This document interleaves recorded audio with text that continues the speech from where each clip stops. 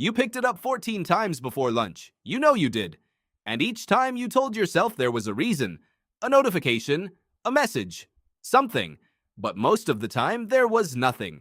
Just a screen, a reflex, and a small, hollow feeling you couldn't quite name. That feeling is not a coincidence. It is not weakness. And it is not your fault.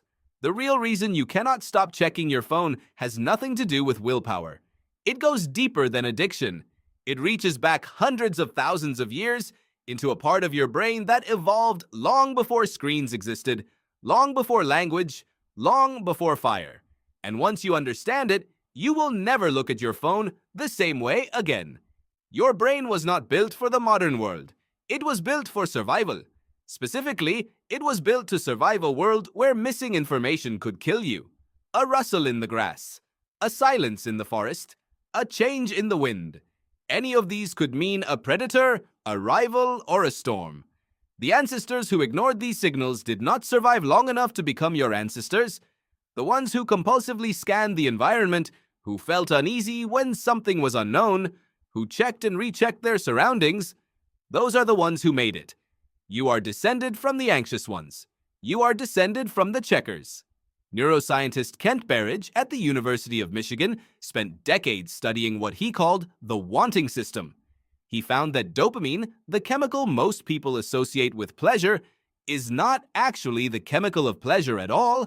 It is the chemical of anticipation.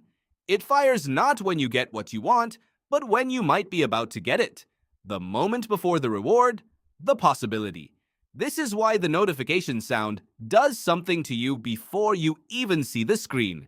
Your brain releases dopamine at the signal, not the content. The ping is enough to light up your reward circuitry. What is actually on the screen almost does not matter. B.F. Skinner discovered this pattern in his famous experiments with pigeons in the 1950s. He found that animals pressed a lever most compulsively, not when they were rewarded every time, but when they were rewarded randomly.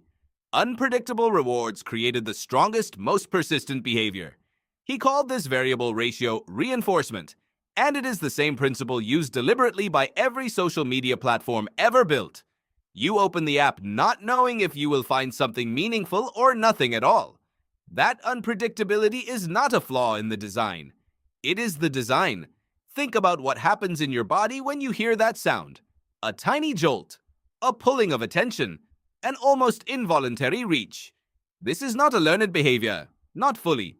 It is an ancient threat detection system misfiring in a world it was never designed for.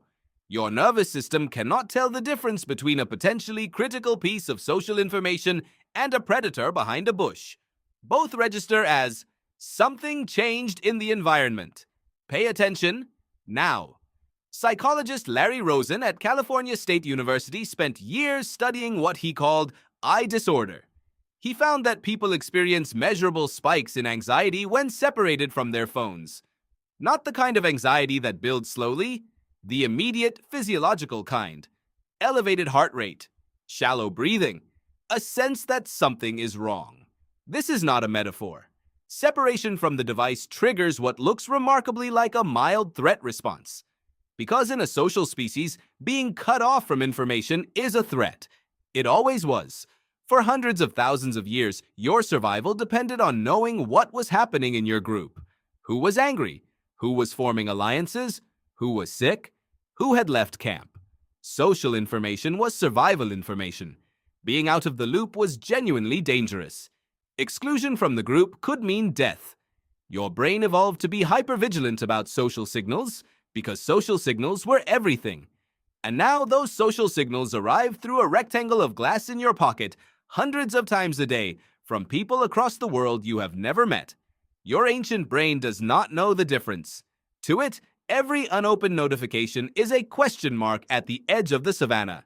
Here is the part that most people miss. The checking is not the problem. The checking is the solution. It is your brain doing exactly what it was designed to do. Find the unknown. Resolve the uncertainty. Restore the sense of knowing. The moment you pick up the phone and see nothing important, there is a tiny release, a half-second of calm.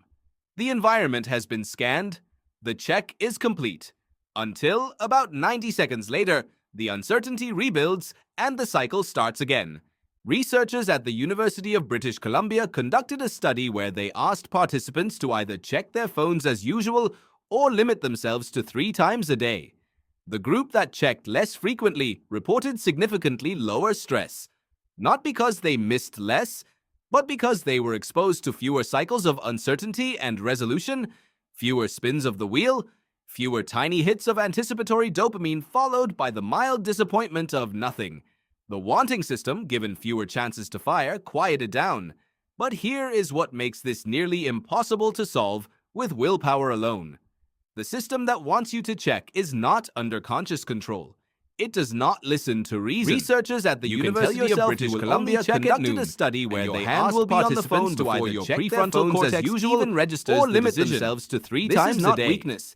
The group that checked less frequently that reported significantly the conscious mind could deliberate. Not because they missed less and then reach, but because they were exposed to fewer cycles of uncertainty and resolution. A professor at New York University and author of a study on anticipatory dopamine found that the average person touches their phone over 2,600 times a day, not 2,600 notifications. Here is what makes this nearly impossible to solve touches. With willpower alone. The phone has become a tool that the hand reaches for the way the tongue reaches for a sore tooth. It does not automatically to reason. Repeatedly, you can tell yourself without you intention. Only check at noon, and underneath your all of this, will be on the phone before your prefrontal cortex even registers the decision. A lot of the checking is not really about the phone. This is the speed of a system that evolved to act before the conscious mind could deliberate. That feels like it needs to be filled, and then reach. Waiting in line, you reach a gap in conversation. You reached a thought that is slightly too heavy to sit with. New York University, the phone is a study on behavioral addiction with yourself. Found that the average person touches their phone over 2,600 times a day.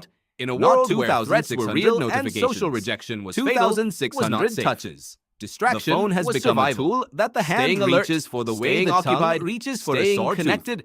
Automatically, that was how you repeatedly stayed alive without intention. The phone did not create underneath this. All of this, it simply gave the oldest parts of your brain exactly what they had always been looking for. Not really about the phone. Always available stream of social signals, boredom, novel information, a moment of silence and that unpredictable rewards needs to be filled, wrapped in a device small enough to hold in your hand. Conversation. So the next time you reach for it without knowing why, to sit with, pause for just a second. The phone is a tool not to feel guilty, being alone with yourself, not to resist, and that too to notice is ancient. Notice sitting alone with unprocessed what thought, it feels like in a world where threats were real and social rejection was fatal. That feeling is not a distraction. It is a 400,000-year-old alarm system, staying occupied, doing exactly what it was built to do. That was how it was never built for. You are not addicted to your phone. You are simply giving the oldest parts of your brain exactly what they had figured out exactly how to hack. An infinite, always available stream of social signals, now novel information, sounds like a notification, and unpredictable rewards, wrapped in a device small enough to hold in your hand. So the next time you reach for it without knowing why, pause for just a second. Not to feel guilty, not to resist, just to notice. Notice the pull. Notice what it feels like in your chest before your fingers even touch the glass. That feeling is not a flaw. It is a 400,000-year-old alarm system doing exactly what it was built to do. In a world it was never built for. You are not addicted to your phone. You are a human being running ancient software in a world that figured out exactly how to hack it. The rustle in the grass was real once. Now it just sounds like a notification.